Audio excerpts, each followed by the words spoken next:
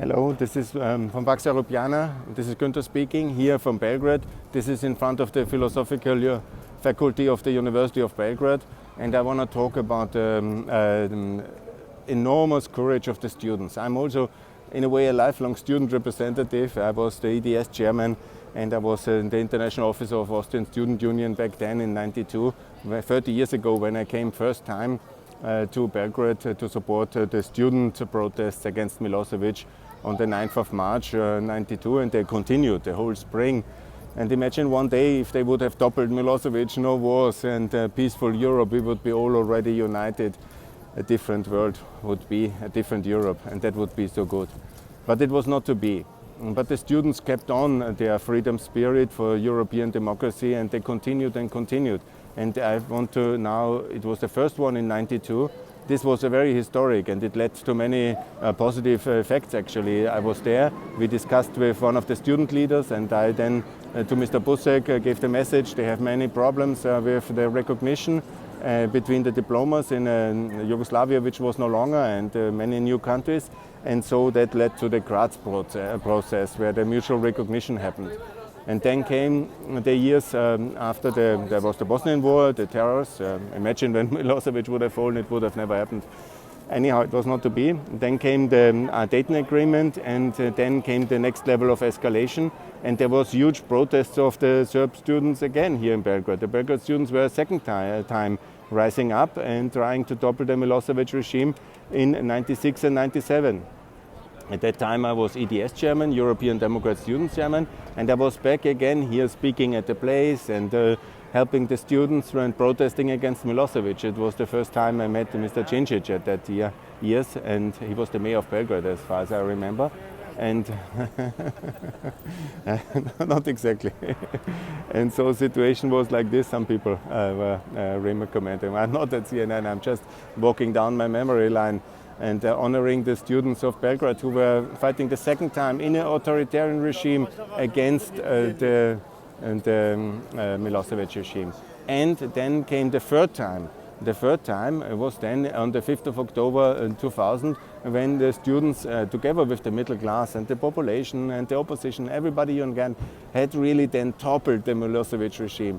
So 3 times the students were striking, protesting, and until they were removing their dictatorship. And then was the big hope. The big hope that now European Serbia is there, and it was there until the 12th of March 2003, when the revanchist forces, let's see who really was behind it. I have my own suspicion, especially in the light of what's happening in Russia and Ukraine now. I think it was at least noted okay from the Russians, but let's not excuse all the Milosevic elements. They were certainly complicit. It was a combined effort. And this was the third time. They were toppling. That's the fourth time. That was the strike back. And then, of course, it was a difficult phase.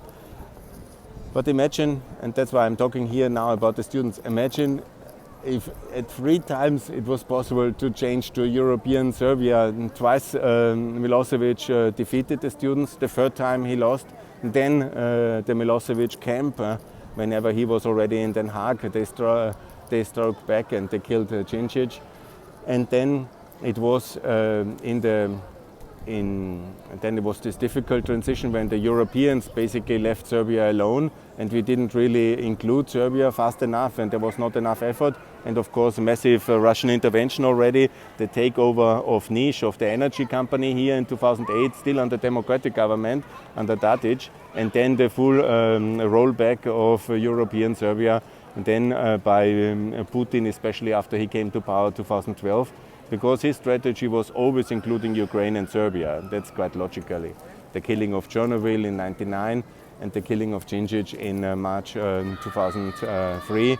It seems all logically in the hindsight, and it's quite clear.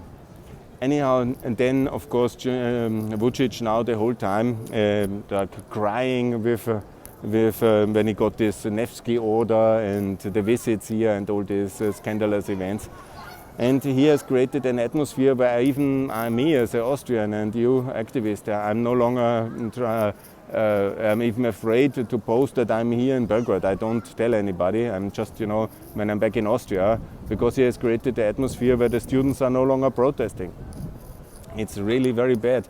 This kind of Putinesque, manipulative, kind of semi-authoritarian autocracy where you control the economy, the media and the leverages of industry and society, and you pretend to be a democracy, and by still you are not. This is the system of Vucic. Orban as well, unfortunately, has established a similar system, and of Putin. Obviously, he is the role model for that, this kind of fake democracy, this kind of pretense of democracy in a autocracy, and this without competition law, obviously, and with domination of the industry, mostly armament industry and monopolies which are depending on the state. And this is exactly the system, and there are no protests anymore.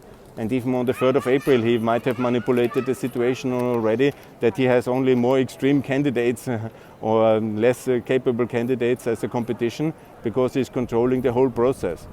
And it would be a tragedy if he will be re-elected.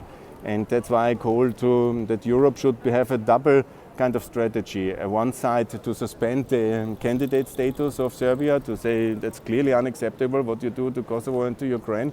Not supporting Ukraine in this war is utterly it's crazy. And then also the continuation of the blockade of Kosovo and the massive work internationally against Kosovo. And so you should suspend Serbia's candidate status in order to show the middle classes and the students it's time to protest against Vucic again. Because that's the only way to remove him. There must be, after these elections, there must be a protest and then to remove Vucic, yeah? And that's the way to do it, yeah? And I hope that this will happen. And for this we need to suspend the candidate status, and then at the same time to make the offer, if there is recognition of Kosovo and joining of the EU sanctions against Russia, then there will be the euro as an offer, directly euroize the country, like in Kosovo, like in Montenegro, immediately in the moment of recognition. So to see that Europe is very seriously, and the promise of voting in the European Parliament in 2029 together with Kosovo and Bosnia and Ukraine and Georgia and Moldova. And it's absolutely doable. We still have 6 years to get all the processes done. Yes, it's a bit fast, and yes, it's a bit expensive. I made the point, but that's the way. And then after the 3rd of April, when he again wins via manipulation, there must be a protest movement to remove him, and then to have a pro-European government. And that's the way, and that's the spirit of the 9th of March 92. That's the spirit of the 96-97 protests, and that's the spirit of the 5th of October, and that is what must happen. That's what I call for, because such Orban-esque and Vucic governments who are undermining everything we stand for, and then we appease them in the name of stability, this is absolutely wrong, and it is an absolute wrong strategy, and we have done the same for Russia, and it exploded in this terrible war, and it cannot continue. And now let's always honor the students of 92, the students of 96, the students of 2000. There is a lot of pro-Europeans and of democratic Serbs in Serbia, and many of them have certainly left. Yeah? But there is this European Serbia, and I call for that. I call them to rise against Vucic after the manipulated elections of the 3rd of April, and to take his government down. Thanks a lot. Pax Europiana. More to come from Belgrade. Bye.